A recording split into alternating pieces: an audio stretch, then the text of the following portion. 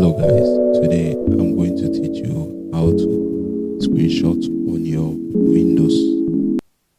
Windows 10 or Windows 11, how to screenshot. So to screenshot, I'm going to teach you two main ways that you can screenshot. So the first way is print screen. You hit the print screen key. Yeah. So after hitting the print screen key, you can choose your screenshotting mode, whether to draw a rectangle or to screenshot the window or the full screen or any free form.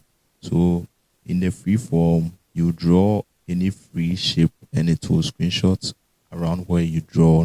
And also the rectangle where you draw is the place it's going to screenshot. So now let me choose for the rectangle for now. Yeah, so rectangle. Then I will just start drawing a rectangle. Yeah. So after drawing the rectangle, I can see here that screenshots automatically save to screenshot folder. So you can look up at it there at the screenshots folder. Let me sort by. Yeah, so here is it. The screenshot we just did. Yeah, so you can see our nice screenshot here. Yeah. There's the first way. And the second way is you hit these shortcut keys on the keyboard. Windows key plus Shift plus S. Yeah. And you see the same thing. So you can also choose to draw the rectangle. But this time around, let's choose the window.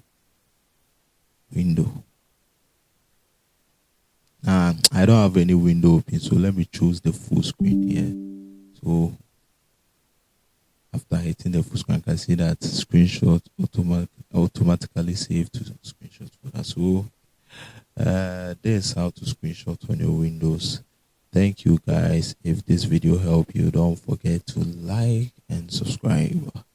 This is PrtScn and I'm out.